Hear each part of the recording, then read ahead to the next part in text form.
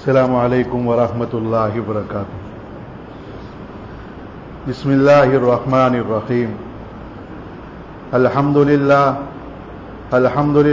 نحمده ونستعینه ونستغفره ونؤمن به ونتوکل علیہ ونعوذ باللہ من شرور انفسنا ومن سیئات اعمالنا من يهده الله فلا مضل له ومن يضلله فلا هادي له ونشهد أن لا إله إلا الله وحده لا شريك له ونشهد أن سيدنا وسندنا ومولانا محمد وبارك وسلم تسليما كثيرا كثيرا.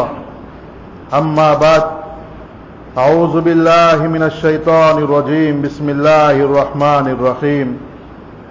كنتم خير أمة أخرجت للناس تأمرون بالمعروف وتنهون عن المنكر وتؤمنون بالله. صدق اللہ العظیم. قابل قدر احترام بھائی اور بزرگوں، قرآن کریم کے ہم پر 4 حقوق ہیں. سب سے پہلا قرآن کریم کا ہم پر حق یہ ہے کہ ہم اس کو صحیح پڑھیں. اس کا الفاظ کا صحیح پڑھنا ہمارے لیے فرض ہے. اب ہم غور کریں کہ ہم اس حق کو کتنا ادا کر رہے ہیں. ہم اپنے سینے پہ ہاتھ رکھ کے تھوڑی دیر کے لیے سوچیں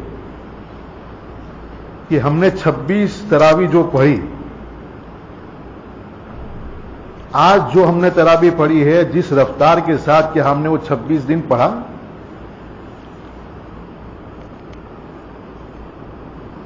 کیا جواب دیں گے اللہ تعالیٰ؟ یہ عین سنت کے خلاف ہے. یہ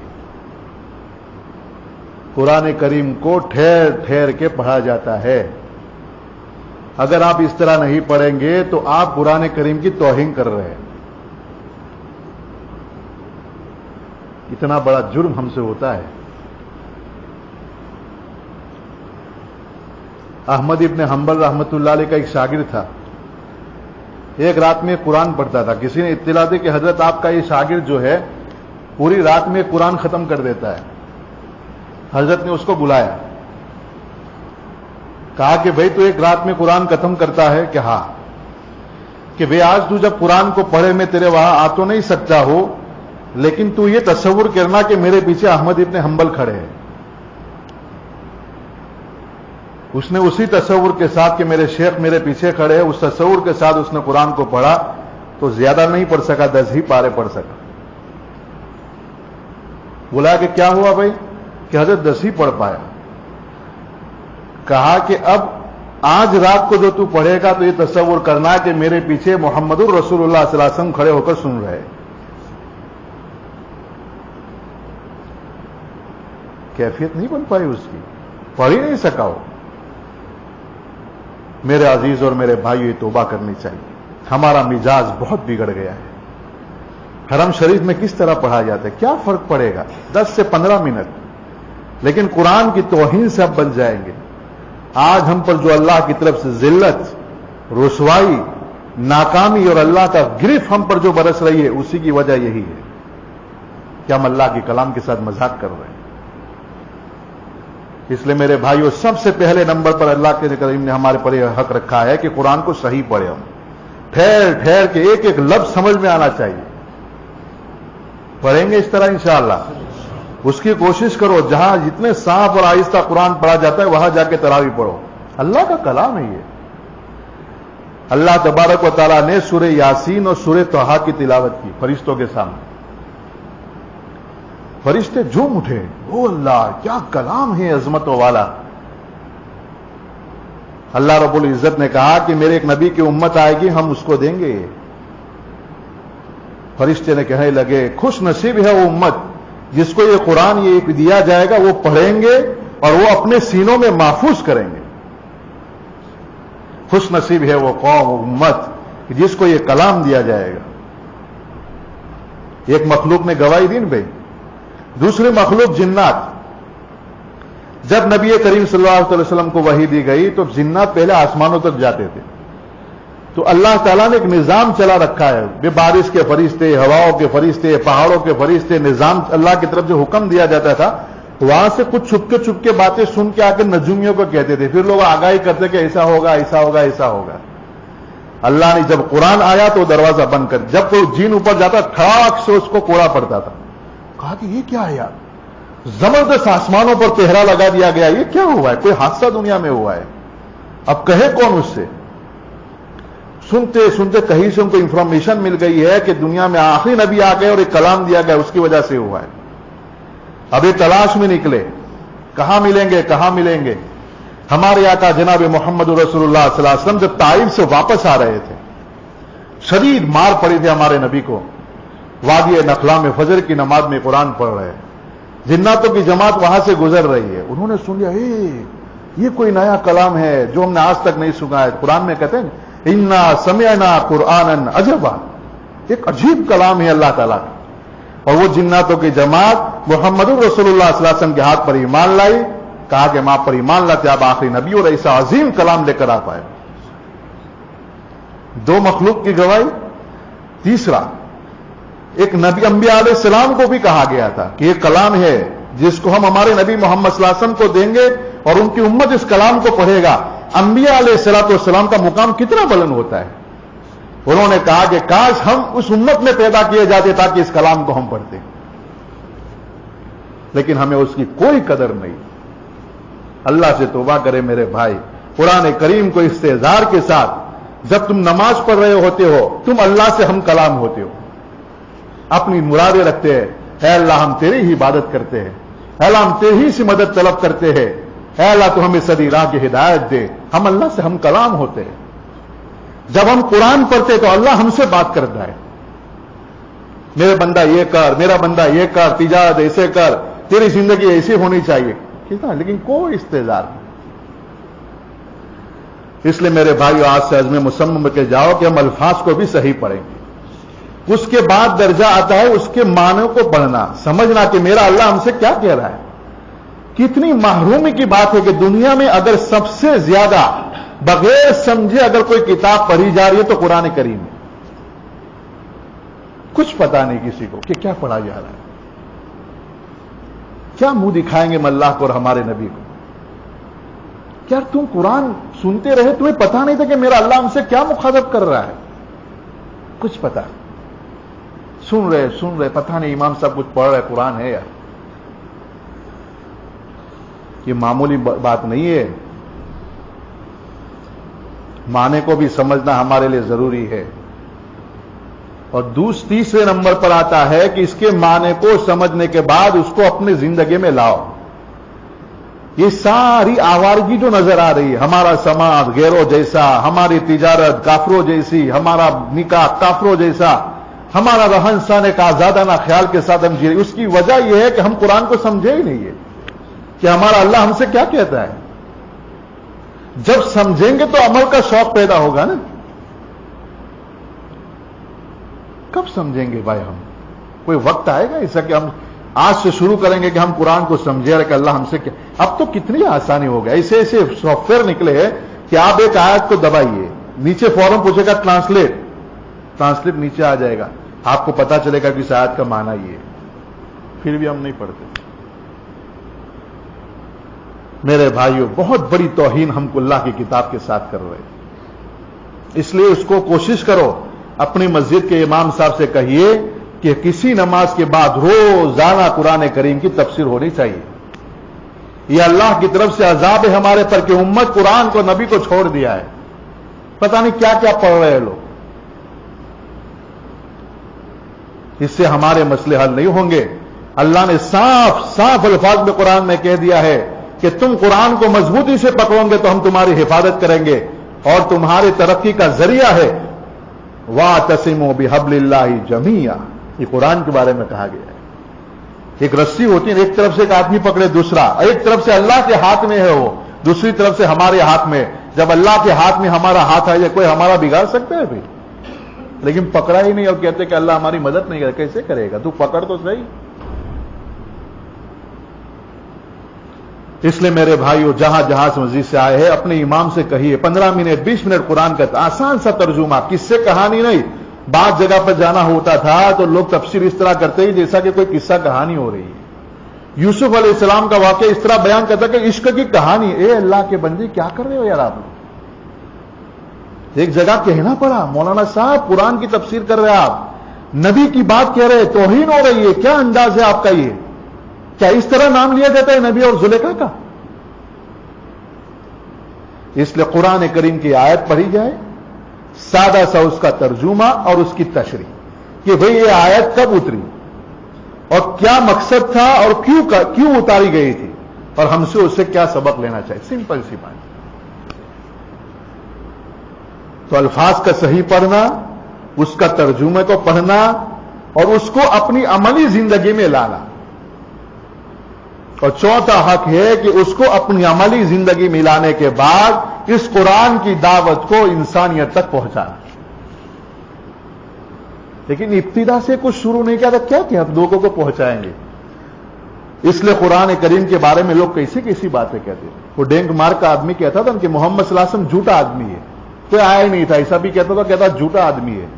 اور قرآن کو کہتا ہے کہ زہر ہے، جو لوگوں کو اشتعال دلاتا ہے، مارنے کی ترغیب دے کہ زہر ہے.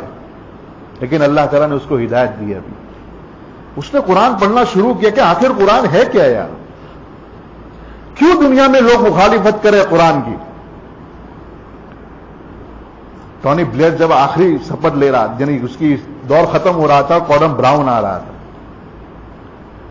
تو ٹونی بلیئر نے اپنے آخری تقریر میں یہ بات کہی کہ میری مدت تو ختم ہو گئی، اب گورڈن براؤن صاحب آئیں گے، میں جا رہا ہوں، لیکن میں اپنا عہدہ چھوڑ رہا ہوں، مشن نہیں چھوڑ رہا ہوں. پوچھا گیا تھا آپ کا مشن کیا ہے؟ کہ ہم دنیا میں کسی جگہ پر اسلامی قانون اور قرآن کے احکام کو نافذ نہیں ہونے دیں گے اور کسی جگہ پر ہم خلافت کو نافذ نہیں ہونے دیں گے.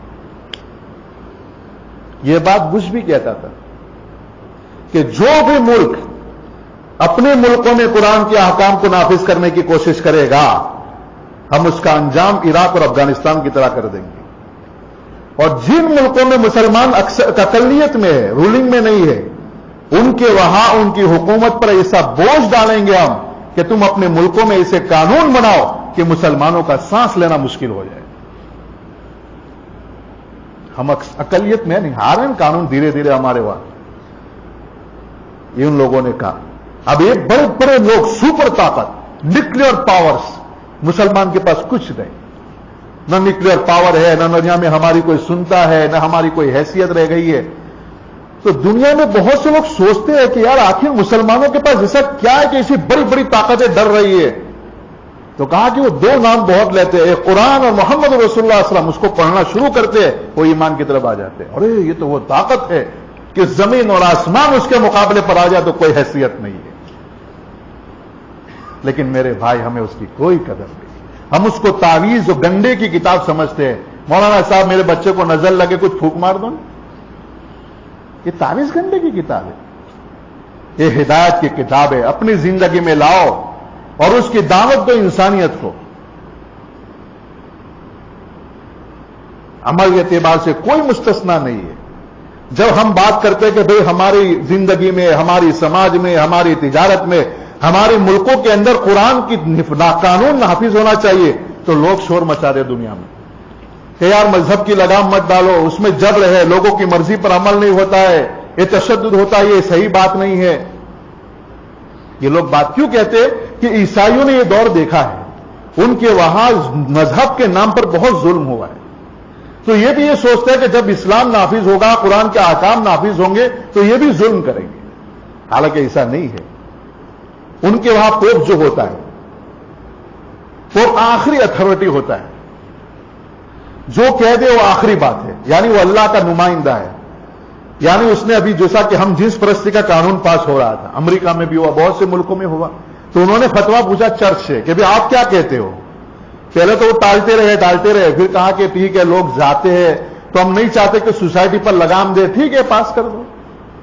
ابھی اللہ کا حکم مانا جاتا ہے، جبکہ اسلام میں یہ بات نہیں ہے. قرآن کریم جو نازل ہو رہا ہے اس کا عملی اور ترتیب طور پر عمل کرنے کے لیے ہمارے نبی محمد رسول اللہ صلی اللہ علیہ وسلم ہے، وہ بھی اس کے مکلف ہے کہ وہ خود عمل کر کے آپ کو دکھائیں گے.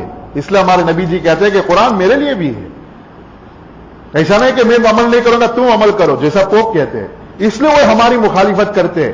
اگر ہم اپنی زندگی میں قرآن کو لاتے، ہماری سوسائٹی میں، ہماری سماج میں، ہماری تجارت میں، تو آج یہ ماحول نہ ہوتا. یہ قرآن کی مخالفت اس طرح نہ کی جائے.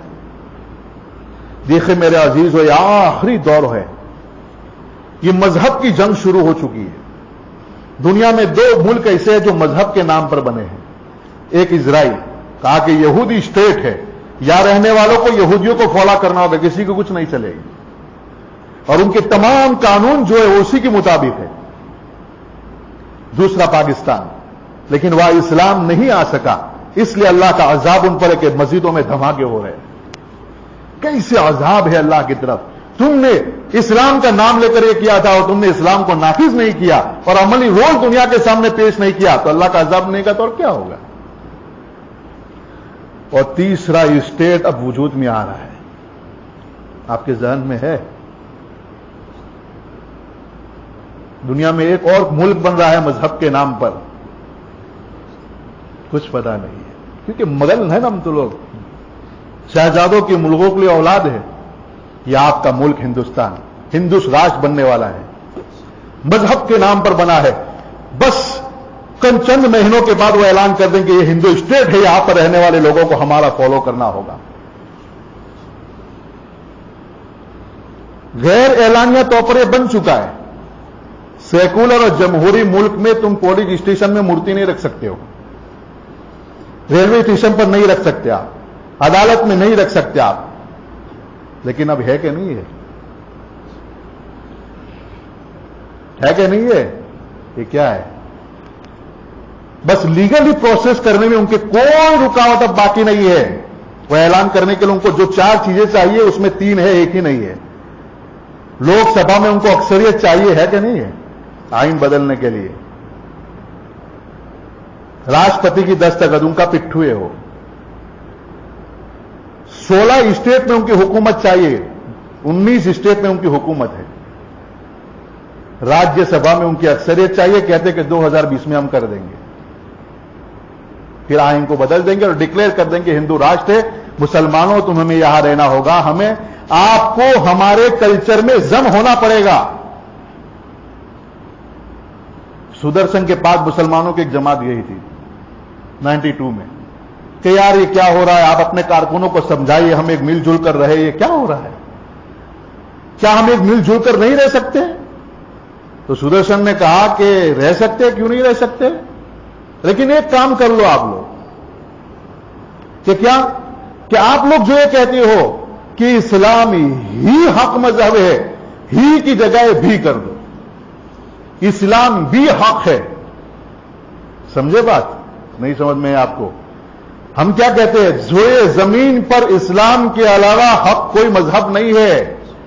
وہ کہتا ہے ہی کی جگہ بھی لاؤ، یعنی اسلام بھی حق ہے، ہندو بھی حق ہے. اتنا کر دو، ہم سے کوئی تم سے لڑائی نہیں ہے. خوب تقریریں کرو، خوب مسجد بناؤ، خوب مدرسے بناؤ، خوب حج پہ جاؤ، سبسڈی دیں گے، نو پرابلم، ہم آپ کی مدد کریں گے، آؤ. تب سے منصوبہ چلا آ رہا ہے، ہمیں کوئی ہوش نہیں. اس لیے میرے عزیز اور میرے بھائیوں، فیصلہ کن گھڑی میں ہم داخل ہو چکے ہیں. ہم امت ہے، ہماری ذمہ داری ہے کہ قرآن کو اپنی زندگی میں لائے اور دنیا کی قوموں کو پیغام دے. ہم نے نہیں دیا. ابھی حالات اسی کی وجہ سے، اب نہیں دیا ہے، اس کا رزلٹ آ رہا ہے. اب سہنا پڑے گا. مشین بھی اللہ کے ہاتھ میں، سب کچھ اللہ کے ہاتھ میں، وہی سے فیصلے ہوتے ہیں.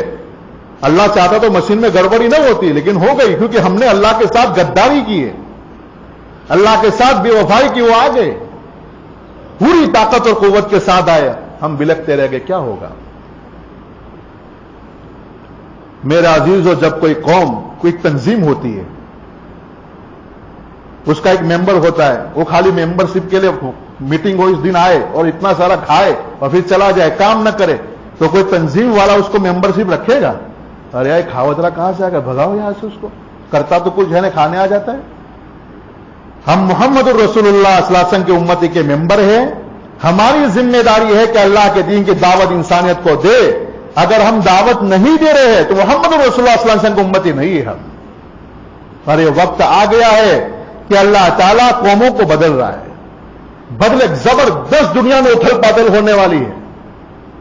ایک نئی امت کو اللہ وجود دے گا، نئے عزائم، نئے حوصلے، نئی قوت اور نئی ولولوں کے ساتھ وجود میں آئے گی اور انسانیت کو اللہ کا پیغام سنائے گی. اور جو نام نیاب مسلمان جو اپنی ذمہ داری کو ادا نہیں کرے، اللہ ان کو ہٹیڑ دے گا. ہٹو یار. کیسے ہٹیں گے؟ کروڑوں کی تعداد میں قتل ہو جائیں گے. ایک شکل یہ بھی ہو سکتی ہے، یا کروڑوں کی تعداد میں مرتد ہو جائیں گے.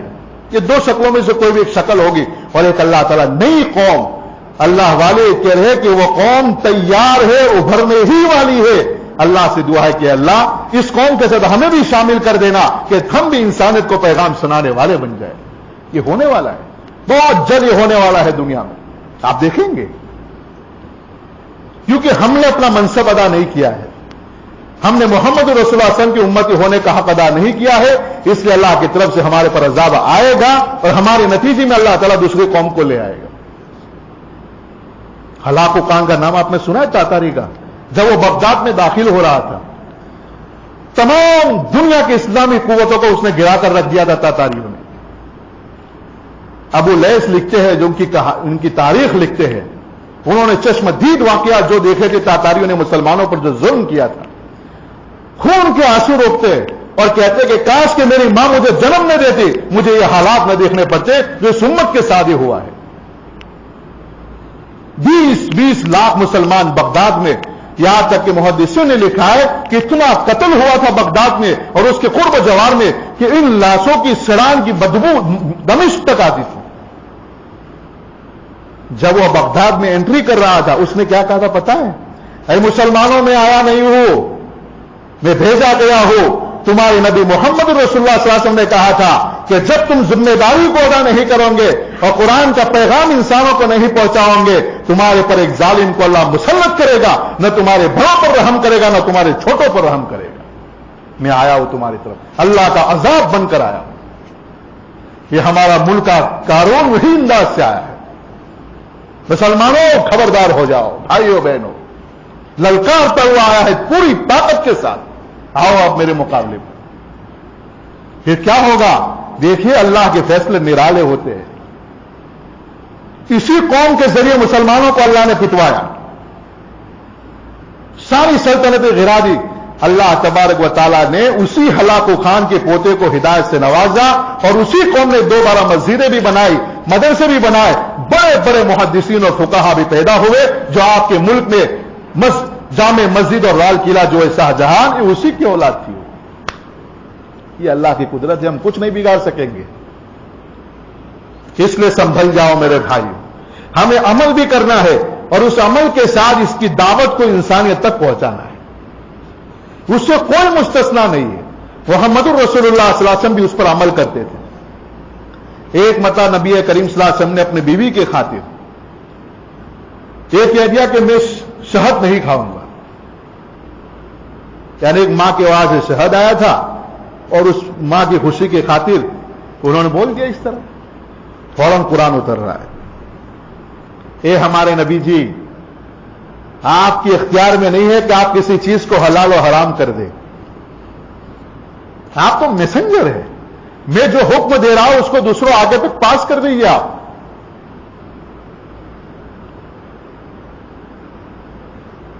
زید ابن حارثہ غلام تھے، رسول اللہ صلی اللہ علیہ وسلم کے پاس رہتے تھے. وہ تو عرب کی سماج میں یہ بات تھی تو وہ اللہ کے رسول کے بیٹے بن گئے تھے. وہ لوگ ان کو یہ کہتے تھے محمد کا بیٹا زید. اللہ تعالیٰ قرآن کریم میں کہہ رہے ہیں کہ محمد صلی اللہ علیہ وسلم آپ لوگوں سے کہہ دیجئے میرا بیٹا نہیں ہے، میں اپنی اوریجنل اولاد کا باپ ہوں. اور وہاں کی سماج کے مطابق یہ تھا کہ منہ بولا بیٹا جو ہو اس کی بیوی کے ساتھ شادی نہیں کر سکتے. مکہ کا سماج یہ تھا. اب اللہ تبارک و تعالیٰ حکم نازل کر رہے ہیں کہ محمد صلی اللہ علیہ وسلم اس کو اپنا حقیقی بیٹا آپ نہیں بنا سکتے. اور زید ابن حارثہ کی شادی زینب سے ہوئی تھی، تو اب زینب کو طلاق ہو گیا تھا، آپ ان سے شادی کیجیے. آپ सारी रस्म को अल्लाह तोड़ रहे हैं। अल्लाह का हुक्म आ रहा है, एक तरफ समाज क्या कह रही है, लेकिन अल्लाह के रसूल से अल्लाह ताला कह रहा है कि आप ये करिए, समाज का नहीं चलेगा, हमारा दीन चलेगा। कोई इख्तियार नहीं है। रसूलुल्लाह सल्लल्लाहु अलैहि वसल्लम तो पास कर देते मैसेज। फातिमा खुजैमा की एक फातिमा थी, उसने चोरी कर दी, बड़ी खानदान की औरत थी, उसका हाथ कर केस आ गया अल्लाह के रसूल के पास, फैसला सुनाया गया। अल्लाह के रसूल ने सुना कि हाँ भाई चोरी की है तो क्या हाथ कटेगा। फुकाहा ने लिखा है कि इस्लामी हुकूमत में अगर कोई आदमी चोरी करे, काजी के पास आने से पहले समाधान कर सकते हैं आप, लेकिन काजी के पास केस आ गया और चोरी साबित हो गई, अब कोई सिफारिश नहीं चलेगी। अब ये अल्लाह की हुदूद है, उसमें कोई रद्दो बदल नहीं कर सकते आप। तो ज़ैनब का केस हुजूर ने सुना दिया कि हाथ कटेगा, तो उनके खानदान में कोहराम मच गया। ओ वीआईपी खानदान था, कहा कि उसका हाथ कटेगा, अरे हमारी नाक कट जाएगी, इज्जत कुछ करो, सिफारिश लगाओ। अब अल्लाह के रसूल सल्लल्लाहु अलैहि वसल्लम से कहे कौन। बड़ी सोच समझ करने के बाद उसामा इब्न ज़ैद को तैयार किया गया, जो ज़ैद के बेटे थे, बड़े लाडले थे अल्लाह के रसूल सल्लल्लाहु अलैहि वसल्लम के, बड़ी मोहब्बत क्या करते थे अल्लाह के रसूल उनसे। तो उसामा से कहा गया, उसामा तुम अल्लाह के रसूल से कहो कि फातिमा के हाथ न कटे, कुछ सिफारिश करो यार, बच जाए। कहा ठीक है मैं बात करूंगा हुजूर से। नौजवान लड़के थे। अब अल्लाह के रसूल के घर पर तशरीफ ले गए। अल्लाह के नबी आराम फरमा रहे थे, गए, अस्सलाम वालेकुम या रसूलल्लाह, गए, जाके पैर दबाने लगे, क्या रसूल आज़म क्या हाल है, बस खैरियत से हो। होते हैं लाडलों का अंदाज होता है बड़ों का, इस तरह ठीक है ना कि अल्लाह के रसूल फातिमा का क्या हुआ, वो चोरी की थी उसने, कि हाँ उसने चोरी की थी, कि अल्लाह के रसूल चोरी साबित हो गई, कि हाँ साबित हो गई है, तो क्या अल्लाह के रसूल उसका हाथ कटेगा, तो क्या कटेगा उसका हाथ। तो कहा कि अगर अल्लाह के रसूल अगर उसका हाथ न कटे और जरा माफ कर दिए, कोई शक्ल निकाल दिए तो क्या हर्ज है। जब ये बात कहना था तो अल्लाह के रसूल सो रहे तो यूं बैठ गए। उसामा तुम अल्लाह की हुदूद में सिफारिश करता है, तेरी हिम्मत कैसे होगी। और गज़बनाक हो गए और फौरन मस्जिद नबी में तशरीफ ला और मिंबर पर खड़े हो गए कि लोगों को बुलाओ, और खुतबा दिया, ऐ लोगों सुनो, फातिमा ने चोरी की है, वीआईपी खानदान की औरत है, उसके हाथ कटेंगे, ये अल्लाह की हुदूद में है। तुम्हें कब से लोगों के अल्लाह के हुदूद के बारे में तुम सिफारिश करने लगे हो। सुनो, अल्लाह के हुदूद के मामले में अगर फातिमा बिन्त मोहम्मद सल्लल्लाहु अलैहि वसल्लम भी चोरी करेगी और उसकी चोरी साबित हो जाएगी, उसके भी मैं हाथ काट दूंगा। और सुनो लोगों, तुमसे पहले वाले कौमों को अल्लाह ने इसलिए हलाक किया था कि गरीब जुर्म करता था उसको सजा दी जाती थी, वीआईपी आदमी जुर्म करता था उसे माफ कर दिया जाता था। अल्लाह ने इस कौम को सूअर और बंदर बना दिया था। कोई सफा, अल्लाह का हुदूद है, उस पर अमल करना है। आप कुछ भी हो, यह हमसे मुतालबा है। नबी करीम सल्लल्लाहु अलैहि वसल्लम ने मक्के में यही जमसाजी की, मदीने में साहबों की माशरा पहले बनेगा, अफराद बनेंगे, उसके बाद इस्लामी कानून मुकम्मल तौर पर नाफिज होंगे। कितना भी बड़ा आदमी क्यों नहीं, उसको इस्लाम पर अमल करना है, उससे कोई फरार इख्तियार नहीं कर सकता है। हर हाल में इस्तेजार मोमिन का होना चाहिए कि इस वक्त मेरा अल्लाह का हुक्म क्या है, मैं किसी कीमत पर अल्लाह की नाफरमानी नहीं करूंगा। हज़रत उस्मान रज़ी अल्लाह तआला 60 लाख मुरब्बा मील पर उनकी हुकूमत है। मदीने में उनको बागियों ने घेर लिया। खलीफा ये वक्त है ना, यहां बादशाह के सामने कोई बोल नहीं सकता है, इस्लाम में बोल सकता है। हज़रत उमर रज़ी अल्लाह तआला ने कहा कि भाई अगर मैं इस्लाम के खिलाफ या कोई इधर उधर हूंगा तो तुम क्या करोगे। लोग खामोश रहे। दूसरी मर्तबा कहा तो एक सहाबी बूढ़े थे, खड़े हो गए तलवार लेके, उससे सीधा कर देंगे। यहूदियों के वहां, ईसाइयों के वहां, हिंदुओं के वहां ये नहीं कि बादशाह के सामने कोई मुआखजा कर रहे, क्या आप यूं क्यों नहीं कर रहे, आप अपनी मजहब पर अमल क्यों नहीं कर रहे। इस्लाम में ये नहीं है।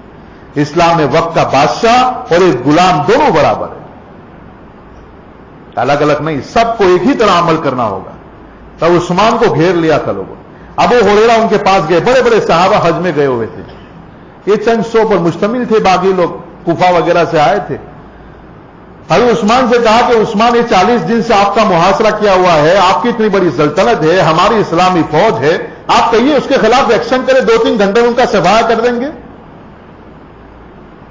سنیے کھانا بنے کس شخص کے ساتھ جس نے مدینے والوں پر کتنا احسان کیا ہے، اس نے اتنی سخاوت کی ہے تبوک کے موقع پر۔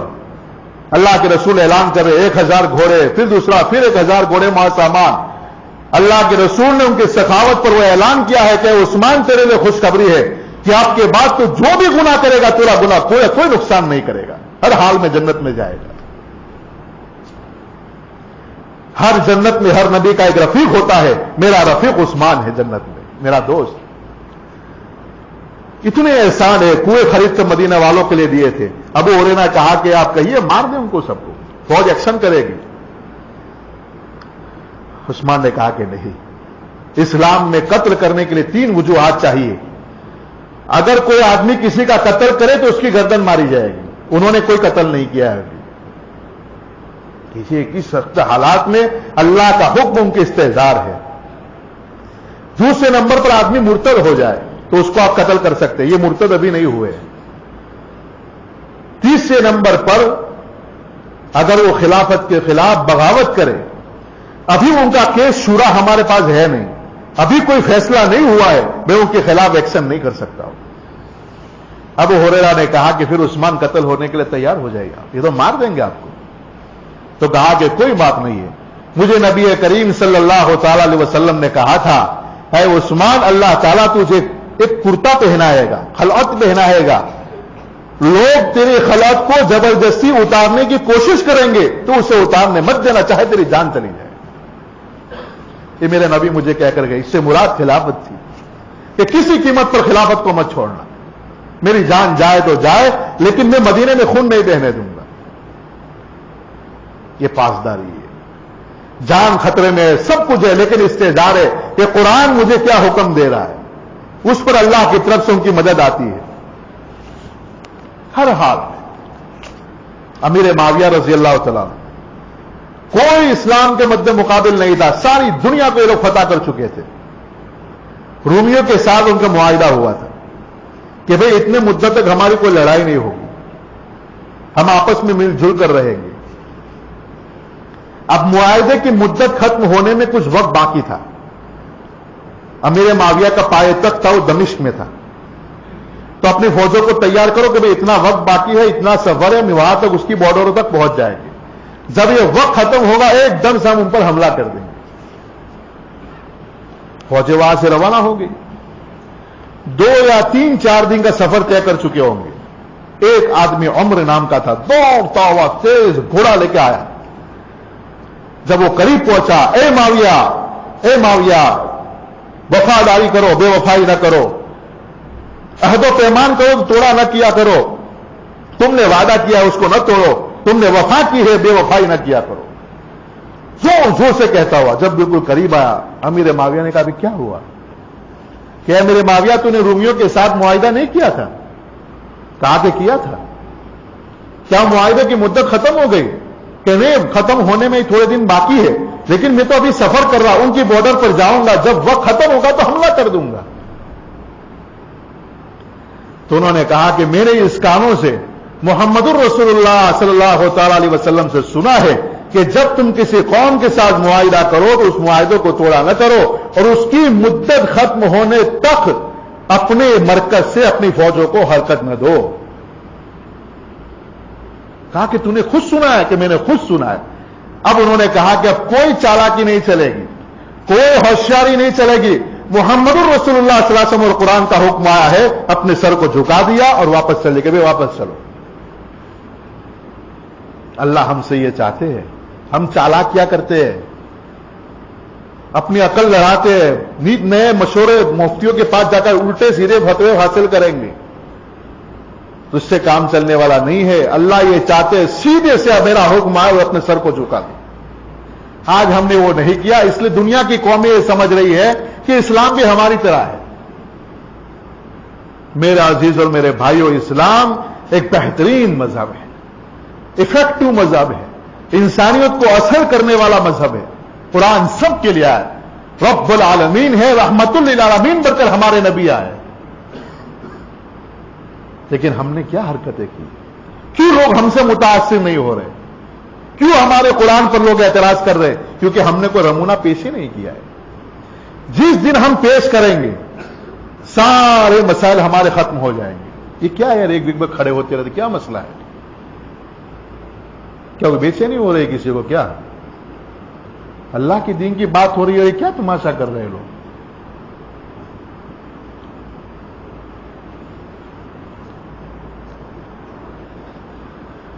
جب تک ہم قرآن کریم کے اعمال پر عمل نہیں کریں گے تب تک کوئی رزلٹ نہیں آئے گا. یہ اسلام جو پھیلا ہے وہ اعمالی کیریکٹر کی بنیاد پر. یہ سمرقند جو فتح ہوا ہے, سمرقند, اس کا ایک عجیب و غریب واقعہ سنو کہ اس کو فتح کرنے والے تھے قتیبہ بن مسلم. بہت زبردست مجاہد تھے وہ, بڑی زبردست مستحکم عیسائیوں کی حکومت تھی وہ. مسلمانوں نے اسے فتح کر لیا. فتح کرنے کے بعد عیسائی محصور ہو گئے کہ اب ان کا ہم مقابلہ نہیں کر سکتے. اب جو ان فرقہ کا جو بڑا کاہن تھا اس نے مشورہ کیا, ارے یار کوئی حل تلاش کیا جائے, ہم ہار گئے ہیں, یہ کیا ہوگا؟ انہوں نے آپس میں بیٹھے اور مشورہ کیا. اتنے میں عمر ابن عبدالعزیز کی حکومت آ گئی. کہا کہ وہ بڑے انصاف پسند ہے, بڑا انصاف کرتے ہو. تو راہب نے کہا کہ کوئی آدمی ایسا تلاش کرو جو عربی بھی جانتا اور اپنی زبان تو جانتے, عربی بھی جانتا ہو. انہوں نے ایک پوائنٹ پکڑ لیا کہ یہ مسلمان جو ہمارے ملک میں آئے تھے انہوں نے ہمیں چیلنج نہیں کیا تھا. یعنی ترتیب یہ ہے کہ جب تم کسی ملک پر حملہ آور ہو پہلے ان کو اسلام کی دعوت دو. جب وہ اسلام کو قبول نہ کرے تو ان سے کہو کہ ٹیکس دو, جزیہ دو. اگر وہ بھی منع کرے تو پھر ان سے چیلنج کرو کہ میدان میں لڑنے کے لیے آ جاؤ. یہ کچھ ہوا نہیں, ڈائریکٹ حملہ ہو گیا تھا. کہا کہ دیکھتے اب مسلمانوں کا امیر کیا کرتا ہے, کتنا وہ انصاف پسند ہے, کتنا قرآن پر عمل کرنے والا ہے. وہ دعویٰ کرتے ہیں کہ ہم دنیا میں انصاف اور امن چاہتے ہیں. اس نے خط لکھا اور ایک آدمی کو تلاش کیا گیا کہ آؤ تمہیں کاہن بلاتے. اس آدمی کو بلایا گیا, وہ خوش ہو گیا, مجھے کاہن نے بلایا ہے. عیسائیوں کے کاہن جو ہے وہ ان کے معبد میں گھسنے کے بعد پھر باہر نہیں نکلتے تھے, ان کی لاش ہی باہر نکلتی تھی, اندر ہی رہتے تھے. ایک سینسر ان کا مذہب تھا. آپ ان سے یہ بھی نہیں پوچھ سکتے ہمارا اللہ کون ہے, معبود کیا ہے, کچھ نہیں پوچھ, خاموش کریں گے تو قتل. تو کہا کہ اس کو بلایا گیا. یہ آدمی جب معبد میں داخل ہو رہا تو عجیب غریب دیکھا, بڑے بڑے بت, کیونکہ وہ مالدار ہی جا سکتے تھے, غریب نہیں جا سکتے تھے اس معبد میں. ہیبت تارے ہو کرتے, ایک دروازہ دوسرا دروازہ, آخر میں جا کر ایک آدمی ملا بڑی داڑھی والا.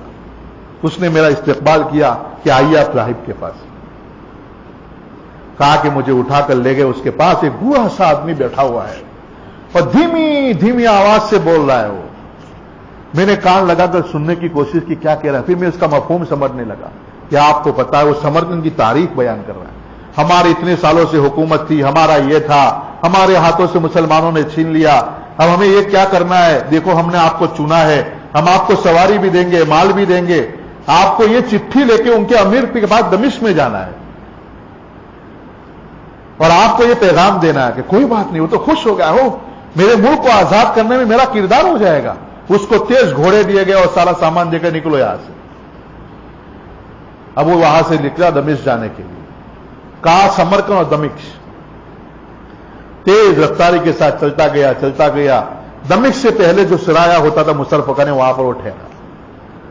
اس نے وہاں جا کر پوچھا کہ بھئی عمر ابن جو آپ کے امیر ان کو ملنا ہو تو کہاں ملنا پڑے گا؟ وہ دمشق میں ہے, اسے چلے جاؤ آپ. تو وہ چلے وہاں سے.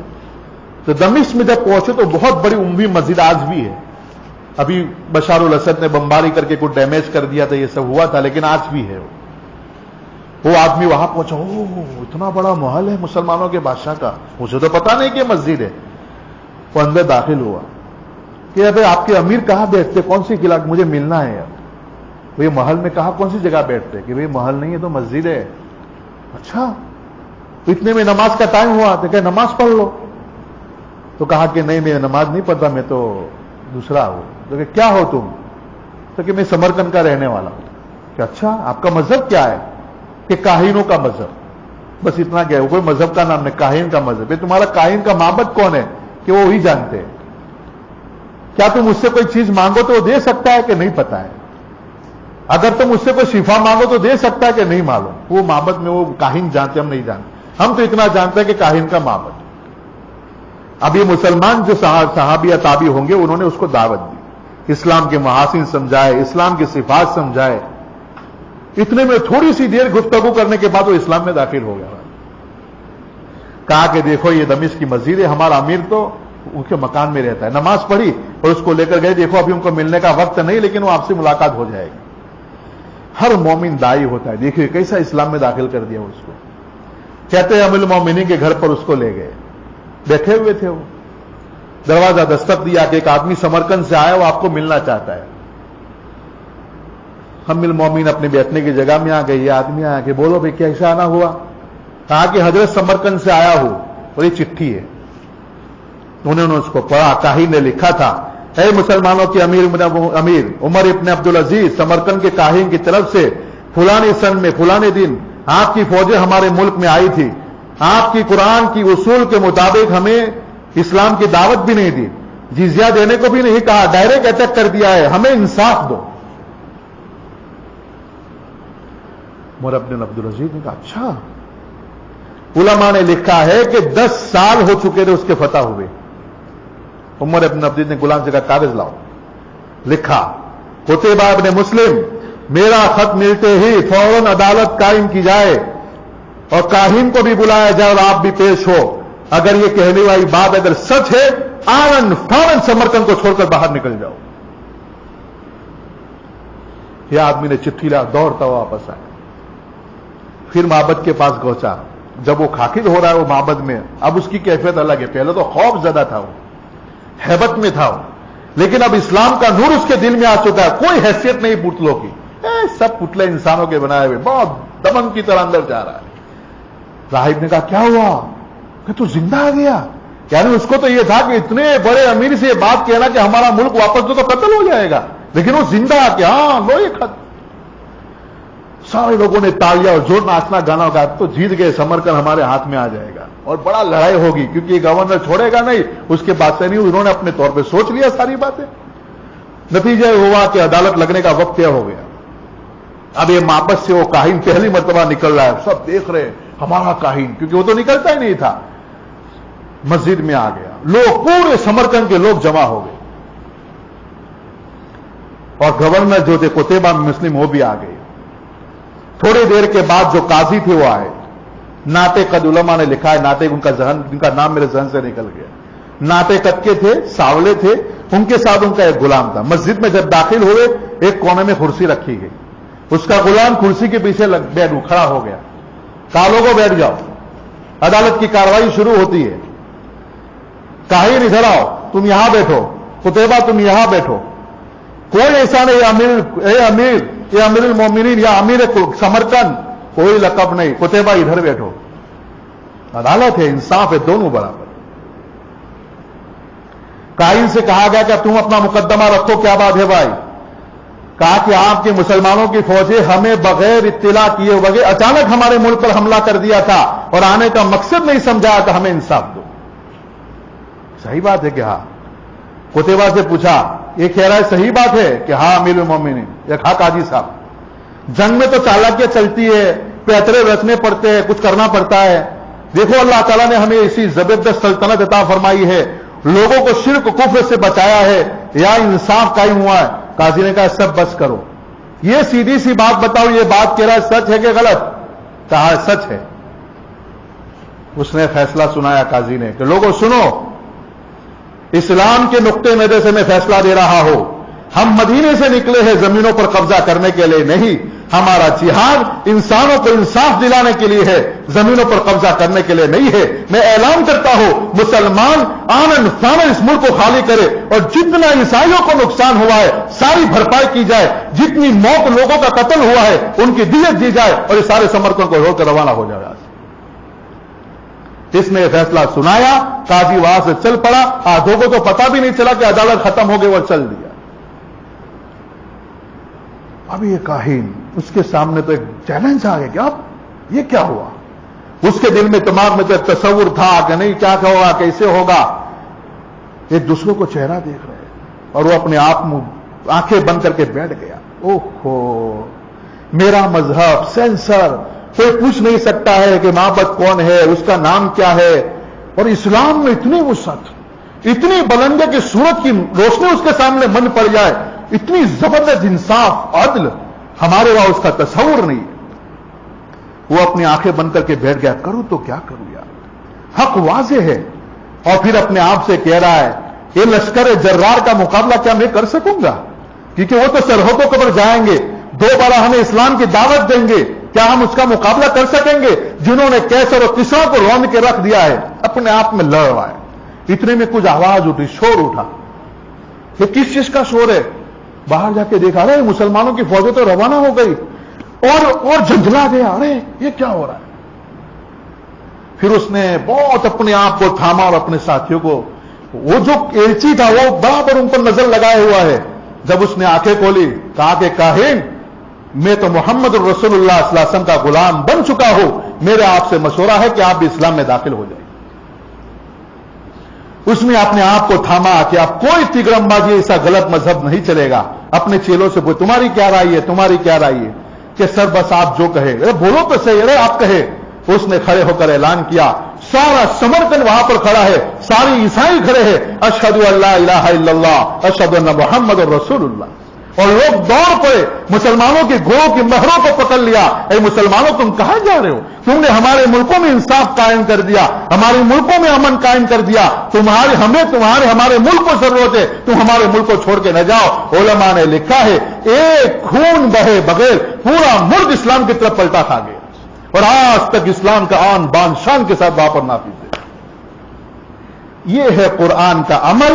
کاش کہ ہمارے اسلامی ملک والے اگر قرآن کو اپنے ملکوں میں نافذ کرتے، سعودی عرب والے، قطر، بحرین، سارے اسلامی ملک والے، آج دنیا میں کفر کا کوئی غلبہ نہ ہوتا.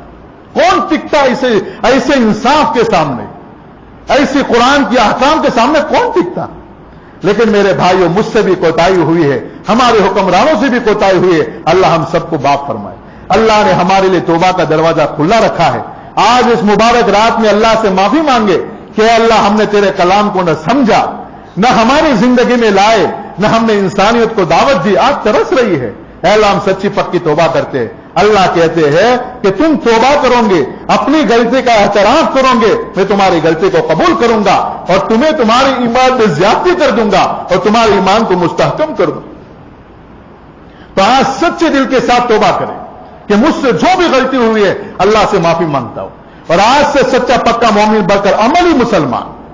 میں جب کسی سے بات کر رہا ہوں یہ محسوس کر رہا ہوں کہ مسلمان بول رہا ہے.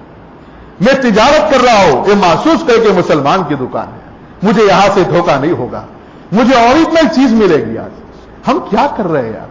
ایک غریب کام کرنے والے مزدور بیچارہ کتنی مشکل سے پیسے بچاتا ہے، اپنے موبائل کی بیٹری بچانے کے آتا ہے کہ میری بیٹری خراب ہو گئی ہے، مجھے اوریجنل بیٹری دینا. ہمارا مسلمان کیا کرتا ہے؟ چائنا کی بیٹری دے دیتا ہے، کہتا ہے ہنگری کی اوریجنل ہے. اب بیچارے کے 1 مہینہ بھی نہیں چلتا اور خراب ہو جاتی ہو، کیا سوچے گا؟ رات کے وقت اکثر سودا خریدنے کے لیے جاتے ہمارے مزدور. مسلمان کرانے والے بگڑا ہوا اناج الگ سے رکھتے ہیں ان لوگوں کے لیے. رات کے اندھیرے میں آتے ہیں، چاول لپیٹ کر دے دیا، آٹا لپیٹ کر دے دیا. وہ بیچارہ رات کو جاتا ہے، اندھیرا ہو چکا ہے، اس کو لے کے بھگویا کھایا، چاول بھی کھا گیا، روٹی بھی کھا گیا. صبح جب وہ آتے کو دوپہر کے وقت دیکھتا ہے تو اس میں کیڑے ہیں. وہ اٹھا کر جاتا ہے، بھائی صاحب یہ کیسے بگڑ کے دے دیا؟ ارے کہا تو ایسی پڑی گیا سے تھوڑا ہے وہاں سے. کیا جواب دیں گے اللہ کو؟ یہ ناوی مناظر دیکھے ہم نے. جب یہ غریب کیا سوچے گا جب اس کو موقع ملے گا؟ کیا مجھے بخشیں گے یہ؟ کیا آپ کے بڑے بڑے مکانوں کو بخش دیں گے؟ 2002 میں فساد کرنے والے کون لوگ تھے؟ یہی وہ لوگ تھے جن مسلمانوں نے بگڑا ہوا تھا اور کیڑے والے چاول ان کو کھلائے تھے. ان کو غصہ آیا، میرے بچوں کو ہمارے ساتھ یہ توہین کر رہا مسلمان. چڑھ دوڑیں گے ہمارے اوپر اگر ہمارے رویے ہم نے نہ بدلے. ہم سچے پکے امانت دار تاجر بنے، ہماری تجارت سے اسلام کا میسج جا رہا ہو. ہماری بولنے کا انداز، ہماری بات کرنے کا انداز، بات میں سچائی، وعدے میں سچائی، انشاءاللہ العزیز اس کے نتیجے میں اللہ تعالی حالات کو بدل دے گا۔ اللہ نے وعدہ کیا ہے کہ تم میرے دین پر، میرے قرآن پر عمل کرو گے، میری حفاظت تمہارے ساتھ آ جائے گی، تمہارے ذریعے میں انقلاب برپا کر دوں گا، میری قدرت تمہارے ساتھ آ جائے گی۔ اس لیے آج سچے دل کے ساتھ توبہ کرے، اللہ بڑا معاف کرنے والا ہے، معاف کر دے گا اللہ۔ وہ انتظار میں بیٹھا ہوا، اللہ آ گیا، آسمانوں پر پکار رہے، کون ہے بخشش چاہنے والا، میں اسے معاف کر دوں، اللہ پکار رہے۔ کون ہے مدد چاہنے والا، میں اس کی مدد کر دوں، کون ہے رزق چاہنے والا، میں اس کے رزق میں برکت دے دوں۔ آج ہمیں توبہ کرنے کے اللہ میں معاف کر دے، بڑا کریم ہے۔ اپنے باپ کو منانا مشکل ہے، ایک باپ ناراض ہو جاتا ہے، منانے کے لیے 2-4 دن لگتے ہیں، ماں کو منانے کے لیے 2-4 دن لگتے ہیں، اللہ اس سے زیادہ آسانی کے ساتھ بندوں سے راضی ہو جاتا ہے۔ کتنے سال کا پاپی کیوں نہ ہو، اللہ کے دربار میں آ کر کہتا ہے میرے مولا معافی مانگتا ہو، میں بھٹک گیا تھا تو مجھے معاف کر دے، اللہ کہتا ہے آ جا، کوئی بات نہیں، تیرے 70 سال کے گناہوں کو میں معاف کر دوں۔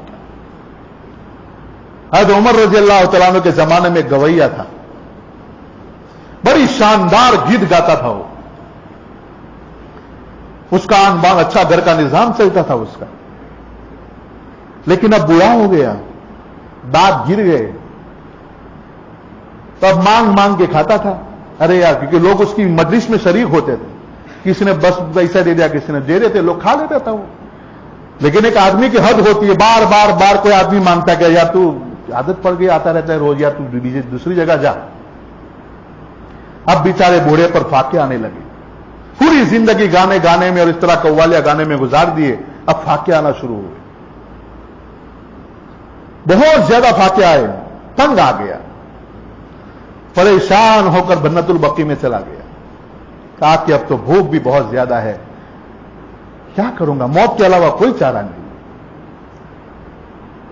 اپنی زندگی پر نادم ہے، میں اگر کاش کے فرما برداری والی زندگی گزارتا، میرے یہ حالات نہ آتے۔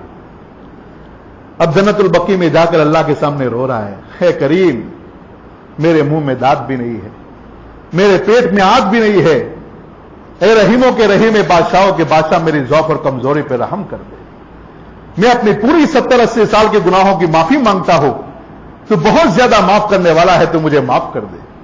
اللہ سے دعائیں کر رہا ہے، دوپہر کا وقت ہے، عمر ابن خطاب رضی اللہ تعالیٰ عنہ کا زمانہ ہے، مسجد نبی میں سو رہے ہیں، آپ دیکھ رہے ایک آواز دینے والا آواز دے رہا ہے، اے عمر اٹھو، میرا ایک دوست جنت البقیع میں پریشان ہے، فوراً جا کر اس کی مدد کرو۔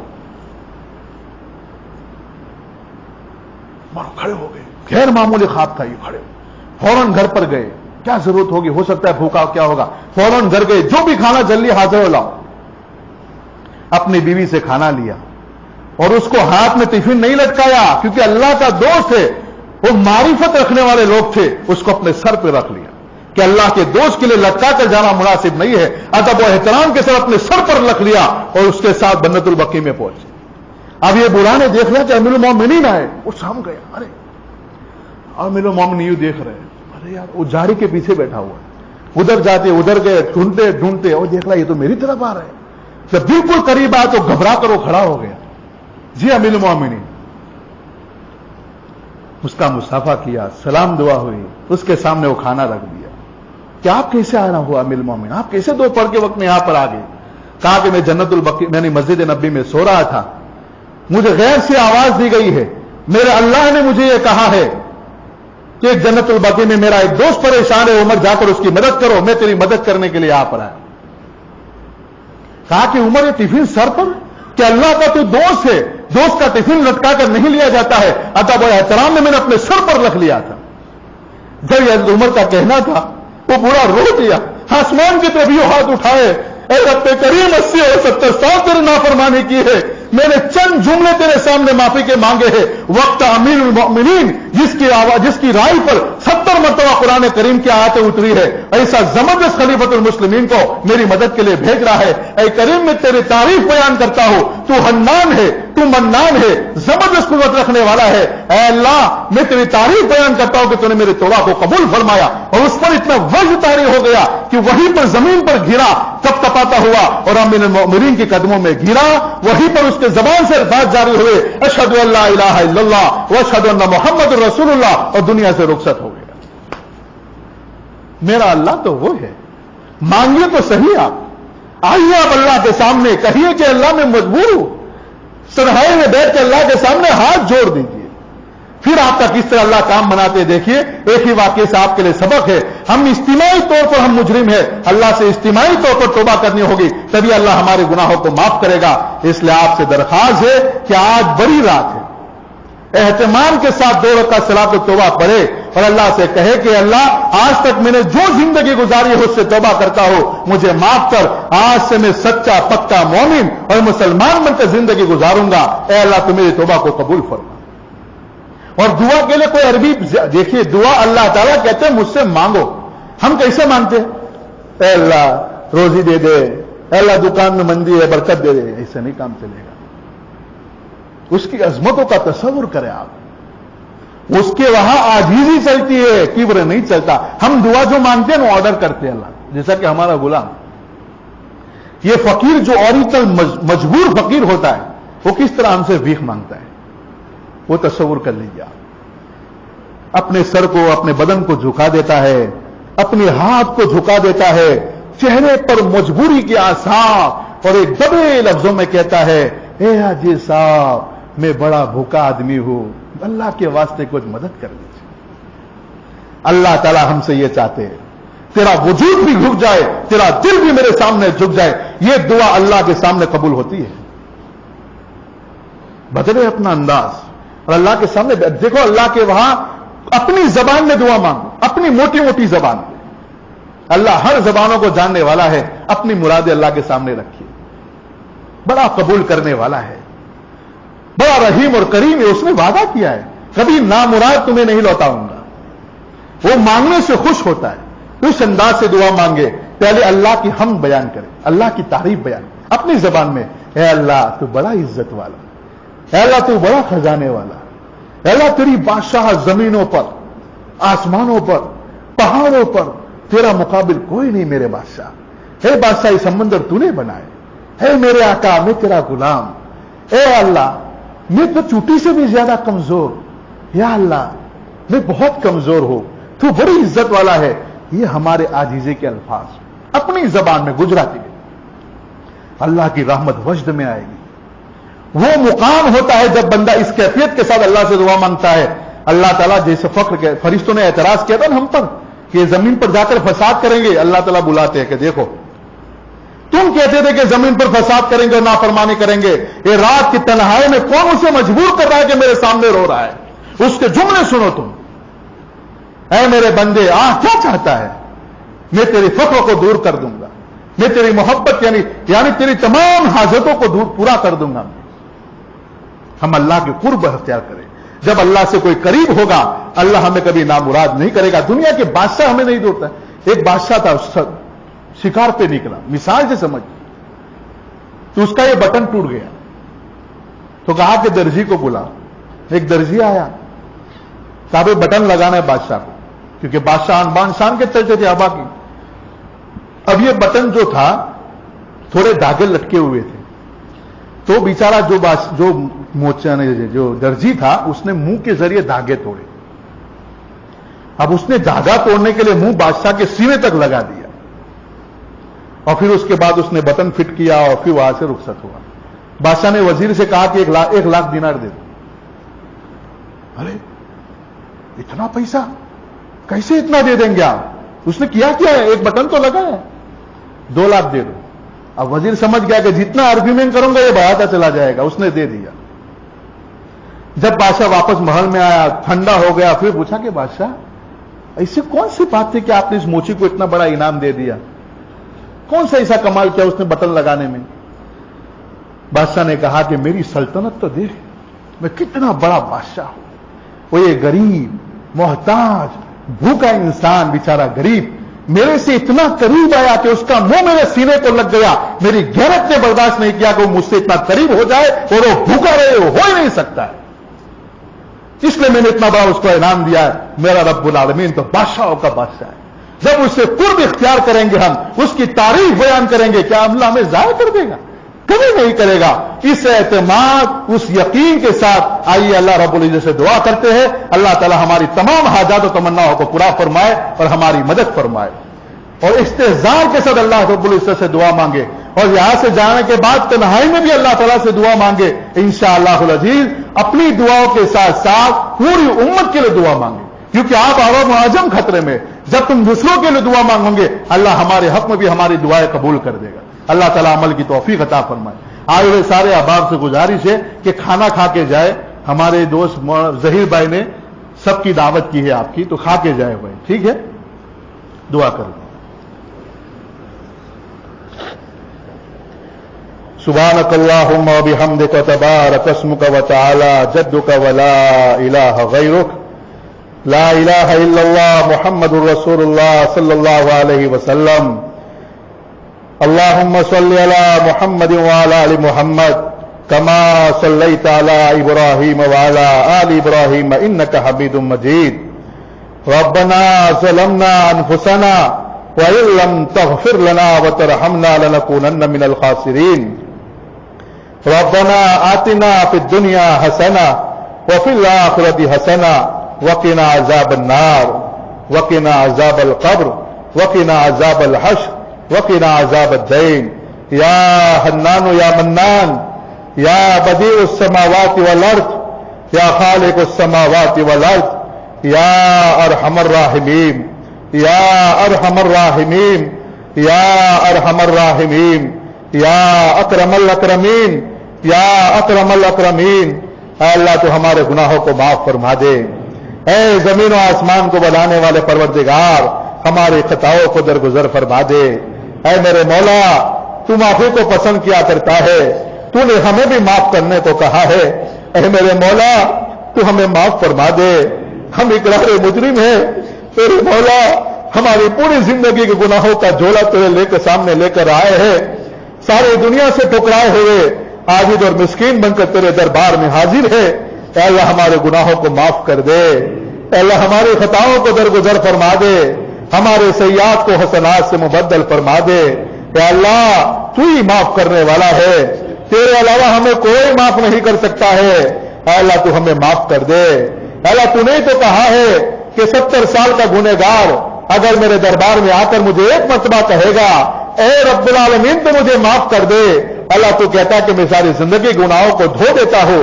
اے الہ العالمین ہم نے قرآن کریم کو ختم کیا، ہم نے تراویح پڑھی ہے، اے اللہ ٹوٹا پھوٹا پڑا ہے، لیکن میرے مولا تو کریم ہے۔ دنیا کا کریم جو تاجر ہوتا ہے، کوئی غریب پھٹی ہوئی نوٹ لے کر جاتا ہے، وہ غریب کو قبول کر لیتا ہے۔ وہ تاجر آنے والے غریب سے دیکھتا ہے کہ بیچارہ محتاج ہے، اس کے علاوہ اس کے پاس کوئی اور نوٹ نہیں ہوگی، وہ پھٹی ہوئی نوٹ بھی لے لیتا ہے اور اسے سودا دے دیتا ہے۔ میرے مولا رب کی عبادت لے کر تیرے سامنے آئے ہیں، اے میرے مولا تو ہمیں معاف کر دے، اللہ تو ہمیں معاف کر دے۔ آج ہم اپنے گناہوں کی وجہ سے بہت بڑی مصیبت میں پھنس چکے ہیں۔ اے اللہ کوئی ظاہری اسباب کام نہیں کر رہا ہے، بے بس ہو گئے ہیں میرے مولا، تو اپنے کرم اور فضل سے معاف کر دے۔ اللہ تو اپنے کرم اور فضل سے معاف کر دے۔ آج اس امت کو ظالموں نے یرغمال بنا لیا ہے، ہماری گردنوں کو پکڑ لیا ہے۔ اے اللہ یہ ہماری اعمال کا نتیجہ ہے، اللہ تو ہمیں معاف کر دے، اللہ تو ہمیں معاف کر دے۔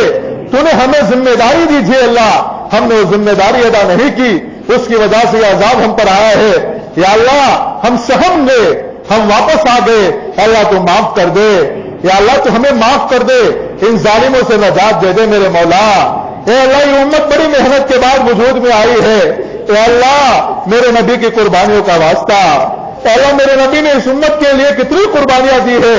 اے اللہ 3 چاند ان کے گھروں میں چلے جاتے تھے، ان کے گھروں میں چولہا نہیں چلتا تھا، اے اللہ اس کو انہوں نے ہمارے لیے قربانی دی ہے۔ اے اللہ میرے نبی نے پیٹ پہ پتھر ہمارے لیے باندھے ہیں، اے اللہ بھوکے ہمارے لیے برداشت کیے ہیں، میرے نبی کے دندان مبارک ہمارے لیے شہید ہوئے ہیں۔ اے اللہ میرے نبی کی قربانیوں کا واسطہ، میرے نبی کی بھوک کا واسطہ، اے اللہ ابو بکر عمر کی قربانیوں کا واسطہ، اے اللہ ہمارے لیے انہوں نے بڑی قربانیاں دی ہے۔ اے اللہ اس امت کو ضائع نہ فرما، اے اللہ اس امت کو ضائع نہ فرما، اے اللہ تو ہماری پوری پوری حفاظت فرما اور مدد فرما. اے اللہ ہم تو بڑے کمزور ہیں میرے اللہ، نہ ہمارے پاس ہمت ہے نہ ہمارے پاس قوت ہے میرے مولا، ہم ان ظالموں کا مقابلہ نہیں کر سکتے ہیں. اے اللہ تو ہماری پوری پوری مدد فرما. اے اللہ ان عراق کے مسلمانوں کی مدد فرما. اے اللہ ان عراق کے مسلمانوں کی مدد فرما. بڑے دکھی ہے میرے مولا، ان کے دکھوں کو رام فرما دے. میرے مولا کھانے کو ان کے پاس روٹی بھی نہیں ہے، میرے مولا ان کی مدد فرما دے. اے اللہ ان کی مدد فرما دے. اے اللہ شام کے مسلمانوں کی مدد فرما. اے اللہ 50 لاکھ سے زیادہ لوگ کیمپوں میں پڑے ہیں میرے مولا. ساری دنیا ہمارا تماشا دیکھ رہی ہے. ہمارے بچے مچھلیوں کی طرح تڑپ تڑپ کر جان دے رہے ہیں. اے اللہ ان کی ماؤں کے چھاتیوں میں دودھ خشک ہو چکا ہے. اے اللہ اس امت پر مہربانی کر دے. اے اللہ اس امت پر مہربانی کر دے اور ہماری مدد فرما دے. اے اللہ ان شامیوں پہ رحم فرما دے. اے اللہ وہ شام کی سرزمین پر 70 سے زیادہ انبیاء علیہ السلام آئے ہیں. اے اللہ وہاں پر مضبوط ہے. اللہ ان کا واسطہ دے کر کہتے ہیں میرے مولا ان مسلمانوں کی مدد فرما دے. وہاں پر امن و امان کو قائم فرما دے. میرے مولا 20 لاکھ سے زیادہ لوگ ہمارے شہید ہو گئے. 1 کروڑ سے زیادہ امت کے لوگ کیمپوں کی زندگی گزار رہے ہیں. اے اللہ کھانے کو روٹی بھی نہیں ہے. ایک ایک روٹی کے 4 ٹکڑے کر کے کھلایا جا رہا ہے. اے اللہ اس امت پر رحم فرما دے. اے اللہ دوائیوں کا انتظام بھی نہیں ہے. لوگ پوری طرح زخمی ہے میرے مولا. ان کے بدن کے درد کو دور کرنے کے لیے ان کے پاس ٹیبلٹ کا بھی انتظام نہیں ہے. اے اللہ ان کی بے بسی پہ رحم فرما دے. ان کے بے بسی پہ رحم فرما دے. اے کریموں کے کریم، اے بادشاہوں کے بادشاہوں پہ رحم فرما دے. اللہ یمن کے مسلمانوں کی مدد فرما. برما کے مسلمانوں کی مدد فرما. ہمارے کشمیری مسلمانوں کی مدد فرما. وہ بھی بڑی مصیبت سے تو چار ہے میرے مولا. ہمارا ظالم بھی بڑے یلغار کر کے آیا ہے. میں کشمیریوں کو سبق سکھاؤں گا. اے اللہ کی مہربانی فرما دے. اے اللہ اتنا ہی خون ہمارا قبول کر لے میرے مولا، جو عراق اور شام اور یمن میں بہا ہے، جو لیبیا میں بسا ہے. اے اللہ جو ساحل فلسطین میں بسا ہے. اے اللہ اتنا ہی خون تو قبول فرما دے. اتنی ہی لاشیں ہمارے قبول فرما دے. اے اللہ بوڑھوں نے بھی قربانی دی ہے، جوانوں نے بھی قربانی دی ہے، بچوں نے بھی قربانی دی ہے. اے میرے مولا اتنی ہی امت کی قربانی کو قبول فرما دے. مزید خون بہنے سے اللہ تو بچا لے. اللہ تو ہماری پوری پوری حفاظت فرما. ہمارے ان تمام بھائیوں کی مدد فرما. اللہ ہم کتنوں کی مدد کر سکتے ہیں میرے مولا؟ ہم تو غریب اور محتاج ہیں میرے مولا. تو ہی کر سکتا ہے میرے مولا. تو ان کو ہمت اور حوصلہ عطا فرما. اللہ غزہ کے مسلمانوں کی مدد فرما. 15 لاکھ کا مجمع کو 8 سال سے گھیر کر رکھا گیا ہے میرے مولا. ان کے پاس بچوں کو پلانے کے لیے دودھ کی بوتل بھی نہیں ہے میرے مولا. ان کی مدد فرما دے. اللہ ان کا مقصد مسجد اقصی کی حفاظت کے لیے قربانی دے رہے ہیں. اے اللہ تو ان کی بھرپور مدد فرما. اے اللہ ان کے قدموں کو جما دے. اللہ ان کو صحت اور عافیت عطا فرما. اپنے خصوصی مدد ان کے ساتھ شامل حال فرما دے. اللہ ان یہودیوں کو اپنے قوت پہ ناز ہے. اے اللہ ان کی اپنے حکومت پہ ناز ہے. اے اللہ تو انہیں سبق سکھا دے. اے اللہ تو ہماری مدد فرما. اے اللہ تو ہماری نصرت فرما. اے اللہ یہ موسیٰ ہارون کے فرعون سے زیادہ خطرناک فرعون ہے، جو ہمیں کہتے ہیں کہ مسلمانوں کہاں ہے تمہارا اللہ، ہمارے مقابلے پر لے آؤ. اے اللہ تو تیری غیرت کو للکارا جا رہا ہے. اے اللہ تو مدد کر دے میرے مولا. بڑی دیر ہو چکی ہے میرے مولا. تو ہماری مدد کے لیے اترا. ہمیں وہ تانے دیتے ہیں کہ مسلمانوں تم بیت اللہ کے 30 لاکھ کا مجمع زارو قطار تیرے سامنے رو رہا ہے. اے اللہ ان کے رونے کو قبول فرما دے. اے اللہ تو کہتے ہیں کہ تمہارا اللہ تمہاری دعائیں کیوں نہیں سنتا ہے. اے اللہ تو آجا، تو اپنی قدرت کے ساتھ موجود ہے. اللہ اے اللہ تو ہماری مدد فرما. اے موسیٰ ہارون کے فرعون کو سمندر میں غرق کرنے والے اللہ، ان سمندروں میں غرق کرتے میرے مولا. آج پورے جزیرۃ العرب کو گھیر لیا ہے میرے مولا. ان کے بڑے بڑے جہاز تعینات ہو چکے ہیں اور اس امت پر ایک بار پھر جنگ کی الغار کرنے والے ہیں. اے اللہ ان کی لاشوں کو مسلوں کے پیٹ میں پہنچا دے. ان کی کشتوں کو الٹ دے میرے مولا اور اس امت کی پوری پوری حفاظت فرما. اے اللہ مسجد اقصی بھی خطرے میں ہے. اے اللہ حرم شریف بھی خطرے میں ہے میرے مولا مسجد نبوی بھی خطرے میں ہے اللہ یہ تو ہماری جان سے زیادہ عزیز ہے میرے مولا تو اس کی پوری حفاظت فرما دے اللہ اس کی پوری حفاظت فرما دے اے نمرود کے لیے مچھر کا انتظام کرنے والے اللہ ان نمرودوں کو بھی مچھروں سے پیٹ دے میرے مولا اے ابراہیم کے ہاتھیوں کو ابابیل سے پٹوانے والے اللہ ان ابراہموں کے لیے بھی ابابیل بھیج دے میرے مولا اے اللہ تم کو ہمارے لیے بھی کوئی ابابیل بھیج دے میرے مولا اے قارون کو زمین میں دسانے والے اللہ ہماری ان قارونوں کو زمینوں میں دسا دے میرے مولا اس قارون نے تو بنی اسرائیل کو لوٹا تھا ہمارے قارون نے تو ملک لوٹ لیا میرے مولا پورا جگ لوٹ لیا میرے مولا اس سے نجات دے دے اللہ ان قارونوں کو فرعون سے ٹکرا دے اللہ حامان کو قارون سے ٹکرا دے ابو جہل کو ابو لہب سے ٹکرا دے ان کی تمام مکاریوں کو ناکام فرما دے ان کے عزائم کو توڑ دے میرے مولا ان کے کم ہمت کر دے میرے مولا ان کے پیروں کو متزلزل کر دے میرے مولا ہمارا روب ان پر ڈال دے میرے مولا تو ہی ہماری مدد کر سکتا ہے یا اللہ تیرے علاوہ ہماری مدد کرنے والا کوئی نہیں ہے تو ہی ہمارا آخری سہارا ہے یا اللہ ہمارے ملک میں بھی امن و امان کو قائم فرما یا اللہ ان کے ارادے ٹھیک نہیں ہے میرے مولا ہمیں دھمکاتے ہیں میرے مولا ہمارا کیا قصور ہے میرے مولا نہ ہم نے ان کے دکانوں کو لوٹا نہ ان کی عورتوں کی عظمتوں کو لوٹا اللہ ہمارا قصور یہ ہے کہ ہم تیرا نام لینے والے ہیں اللہ تو ہمیں معاف فرما دے اللہ ہمیں معاف فرما دے ہماری مدد فرما دے اللہ تیری بنیاد پر ہمیں ستایا جا رہا ہے اللہ تو اسے انتقام لے لے میرے مولا ہم تجھے لینے کے لیے یہاں پر آئے ہیں اللہ تو ہماری مدد کے لیے اترا اللہ ان کے تمام عزائم کو توڑ دے میرے مولا اور ہمیں دھمکاتے گئے کہ نکل جاؤ ہمارے ملک سے تمہارا ٹھکانہ قبرستان ہے یا پاکستان ہے یا اللہ یہ زمین بھی تیری ہے یا آسمان بھی تیرا ہے یہ ہمیں دھمکانے والے کون ہے میرے مولا تو ان کے گریبانوں میں ہاتھ ڈال دے اللہ ان کو اپنی قہاری دکھا دے اللہ ان کو اپنی جباری دکھا دے اور ہماری مدد فرما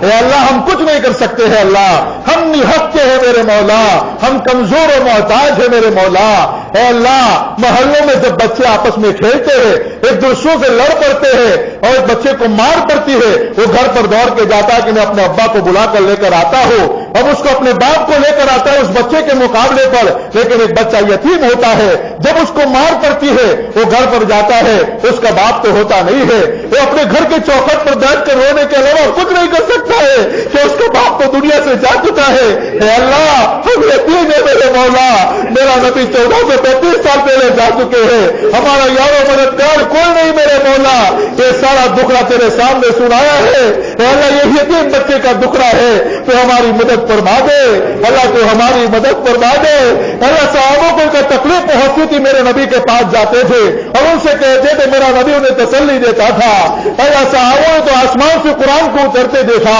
اللہ فرشتوں کو اترتے دیکھا میرے نبی کو دیکھا کہ اللہ ہم نے کیا دیکھا سوائے ظلم دیکھا میرے مولا ہم نے کفر اور شرک دیکھا میرے مولا ہم نے تیرے حکام کو ٹوٹتے دیکھا میرے مولا تو ہمیں معاف کر دے اللہ ہم نے حق کے ہماری ضعف و کمزوری پہ رحم فرما اللہ تو ہمارے گناہوں کو معاف فرما ہماری مدد کا فیصلہ فرما اللہ یہ مبارک رات ہے ہمارے لیے فیصلہ فرما دے اللہ سورج نکل رہا ہو ہماری مدد کا اعلان ہو رہا ہو اللہ بڑی دیر ہو چکی ہے میرے مولا مہربانی کر دے میرے مولا یہ امت گمراہ ہو جائے گی کہ ہمارا اللہ ہماری کیوں مدد نہیں کرتا ہے اللہ تو مدد کا اعلان کر دے اللہ جب تو ہماری مدد کرے گا میرے نبی کو بڑی خوشی ہوگی میرے نبی کو بڑی خوشی ہوگی اپنے حبیب کی خوشی کے خاطر ہماری مدد کر دے میرے مولا میرا نبی رات رات اس امت کے وجود کے لیے روتا تھا اس امت کے لیے رات رات روتا تھا وہ نیند سے کھڑا ہو جاتا تھا اور آخری وقت میں اگر کسی کو یاد کیا ہے اپنی امت کو یاد کیا ہے میرے مولا جب اس امت کی مدد کرے گا جب اس کو عزت ملے گی میرے نبی کو بڑی خوشی ہوگی اللہ تو ہماری مدد کا فیصلہ فرما اللہ ہمارے ملک میں امن و امان کو قائم فرما اللہ ہماری مساجد کی حفاظت فرما ہماری مدارس کی حفاظت فرما ہماری خانقاہوں کی حفاظت فرما ہمارے علماء کی حفاظت فرما مسلمانوں کی مال و جان کی حفاظت فرما ہماری مکانوں کی حفاظت فرما اور اللہ اس امت مسلمہ کو ایک اور نیک بن کر زندگی گزارنے کی توفیق عطا فرما اللہ آنے والے مجمع کو قبول فرما اللہ ہوش سے ہمارے بھائی بیمار ہے اللہ ان کو صحت عافیت عطا فرما جو بہت سے لوگ مقروض ہیں میرے مولا کوئی سبیل نظر نہیں آتی ہے قرضہ ادا کرنے کی اللہ ان کے قرضوں کو ادا کروا دے اللہ ان کی غیر سے مدد فرما اپنے غیبی خزانوں سے ان کی مدد فرما. اے اللہ بہت سے ہمارے بھائی روزی روزگار کے لیے پریشان ہے, اے اللہ ان کے لیے بہترین روزی روزگار کا انتظام فرما. اے اللہ ان کے لیے بہترین روزی روزگار کا انتظام فرما. اے اللہ یہ بے برکتی چھا گئی ہے, مہنگائی نے ہماری کمر توڑ کے رکھ دی ہے. اے اللہ تو مارکیٹوں میں برکتوں کا ظہور فرما. اے اللہ بازاروں میں برکتوں کا ظہور فرما. اے اللہ غریبوں کا جینا آسان فرما. ایک ایک آدمی بلک چکا ہے میرے مولا. اے اللہ کمر ٹوٹ چکی ہے ہمارے ساتھ خیر و عافیت کا فیصلہ فرما. اے اللہ جو ہمارے مرحومین دنیا سے جا چکے, اے اللہ ان کی قبروں کو نور سے منور فرما. اے اللہ ان کے درجات کو بلند فرما. کروٹ کروٹ پر راحت اور سکون عطا فرما. اے اللہ ہمیں بھی ایک دن تیرے پاس آ رہا ہے. اے اللہ یہ محبت کا دعویٰ کرنے والی ہماری اولاد ہمیں قبر کے حوالے کر کے چلی جائے گی میرے مولا. یہ حقیقت ہے, ہمیں تیرا سامنا کرنا ہے میرے مولا. تو ہماری مدد فرما, ہمیں خاتمہ بالخیر عطا فرمانا. اے اللہ ہماری موت کہاں پر آئے گی کوئی طے نہیں ہے. ہم بستر پر لیٹے ہوئے ہوں گے, ہماری آخری سانس چل رہی ہوگی, ہماری آنکھیں ہماری اولاد کو دیکھ رہی ہوگی, ہم بولنے کی طاقت نہیں ہوگی میرے مولا, اور ہماری آنکھوں سے آنسو جاری ہوں گے, ہماری اولاد رو رہی ہوگی اور اس حال میں دنیا سے رخصت ہو رہے ہوں گے. اے اللہ اس وقت تو ہماری مدد فرما دینا, ہماری زبانوں پر کلمات کو جاری فرما دینا. اے اللہ آسمانوں سے فرشتے اتر رہے ہو, ہمیں جنت کی خوشخبری سنا رہے ہو, ہمارا کفن جنت سے آ رہا ہو, ایسے بہترین موت ہم سب کو عطا فرمانا. اے اللہ قبر تنہائیوں کا گھر ہے, وحشت کا گھر ہے. اے اللہ ہمیں ہماری اولاد ہمیں وہاں پر حوالے کر کے چلی جائے گی کہ ابا جان اب تم جانو, تمہارا اعمال جانو, ہم تو یہاں سے رخصت ہو رہے ہیں. اے اللہ تو ہمارے اس وقت ساتھی بن جانا, قرآن کو ہمارا ساتھی بنا دینا, نماز کو ہمارا ساتھی بنا دینا, ہمارے لیے جنت سے بستروں کا انتظام فرمانا. اے اللہ سوال و جواب کو آسان فرما دینا, ہماری قبر کو منتہا نظر تک بسر کو سادہ فرما دینا. اے اللہ پھر میدان محشر میں ہم اٹھیں گے, تیرا سامنا کرنا ہوگا, ہماری زندگی کا حساب دینا ہوگا. اے اللہ ہمارا نام اعمال ہمیں دائیں ہاتھ میں عطا کرنا. میرے اللہ ہم کیا حساب دیں گے, اے کریموں کے کریم, اے بادشاہوں کے بادشاہ, ہمیں بغیر حساب و کتاب کے جنت میں داخل کر دینا, ہمارے نبی کی شفاعت عطا فرمانا. اللہ تو جانتا ہے کہ ہم کیا کر کے آئے ہیں, ایک سجدہ میرے پاس ہمارے پاس نہیں ہے میرے مولا کہ ہم تجھے دکھا دے, یہ تو ہماری زندگی ہے, بس تیری رحمت اور کرم پر بھروسہ ہے میرے مولا. اب ہماری جو بھی باقی زندگی ہے اے اللہ اطاعت کے ساتھ, تقوی اور وفاداری کے ساتھ زندگی گزارنے کی توفیق عطا فرمانا. اے اللہ ہمارے نبی کی شفاعت عطا فرمانا. اے اللہ ہمارے نبی کے ہاتھ سے حوض کوثر عطا فرمانا اور ان کے ساتھ جنت الفردوس میں داخلہ نصیب فرمانا. اے اللہ تیرا دیدار عام اور خاص ہم سب کو عطا فرمانا. اے اللہ جس فضل و کرم کے ساتھ تو نے ہمیں یہاں پر جمع فرمایا ہے, اسی فضل و کرم کے ساتھ اے اللہ جنت الفردوس میں بھی جمع فرمانا, اسی فضل و کرم کے ساتھ تیرے دیدار کے لیے بھی جمع فرمانا. اے اللہ تو ہماری دنیا بھی بنا دے, ہماری آخرت بھی بنا دے, آنے والے مجمع کو قبول فرما. بہت سے ہمارے بھائی ایسی پریشانیوں میں مبتلا ہے کہ اللہ کسی کے سامنے کہہ بھی نہیں سکتے, اندر سے کوڑتے رہتے ہیں, ان کا چہرہ یہ صاف بتاتا کہ بڑی پریشانیوں میں ہے. اے اللہ تو ہماری بھائیوں کی مدد فرما, اے اللہ ان محتاجوں کی مدد فرما. اے اللہ ان کی سن لے میرے مولا, ان کے لیے آسانیاں پیدا فرما دے, ان کے لیے راہوں کو کشادہ کر دے. اے اللہ کسی کی بیوی نافرمان ہے, جلاد بن کر اوپر مسلط ہے, بیچارے عزت کے مارے کچھ نہیں کر سکتے میرے مولا, ہمارے ان بھائیوں کی بھی مدد فرما دے. باہر سماج میں ان کی عزت ہے میرے مولا, ان کی عزتوں کی حفاظت فرما. کسی کے اولاد نافرمان ہے, ان کی اولاد کو فرما بردار بنا دے. اے اللہ ہم سب کے لیے آسانیوں کے فیصلے فرما. اے اللہ ہم سب کے لیے آسانیوں کے فیصلے فرما. اے اللہ جن لوگوں نے میرے پر جس طرح کا بھی احسان فرمایا, محبت کا سلوک کرتے ہیں, اے اللہ تو بھی ان کے ساتھ احسان کا معاملہ فرما. اے اللہ تو ان کے ساتھ بھی محبت فرما. اے اللہ ان کی تمام حاجات و تمناؤں مرادوں کو پورا فرما, اور ان کی قیامت تک کے آنے والی نسلوں کو تو قبول فرما. شرک و بدعت سے حفاظت فرما, فقر و فاقہ سے حفاظت فرما, ہمیشہ ان کو ہنستا اور کھلتا رکھنا. اے اللہ ان کی میرے اکرام کے نتیجے میں تو بھی ان کا بہترین اکرام فرما. اور اے اللہ ہم نے مانگا رہ گیا, سب کچھ اپنے کرم سے عطا فرما. ہماری طرف سے ہمارے آقا جناب محمد رسول اللہ صلی اللہ تعالی علیہ وسلم کو جزائے خیر عطا فرما. اے اللہ اپنی شان کے مطابق بدلہ عطا فرما کہ جنہوں نے ہمیں تمہارا پیغام سنایا. اللہ آپ کا پیغام ہمارے تک پہنچایا. اے اللہ ہمارے امہات المؤمنین کو بھی جزائے خیر عطا فرما, انہوں نے میرا نبی کا ساتھ دیا میرے مولا, اور اسی طرح ہمارے صحابہ کو بھی اللہ, اور ان کی عورتوں کو بھی میرے مولا. ہم چشم تصور کرتے ہیں کہ جب صحابہ تیرے راستے میں نکلتے ہوگے دروازے پر ان کی بیویاں ان کو رخصت کر رہی ہوگی، اس وقت ان کے دلوں پر کیا گزرتی ہوگی؟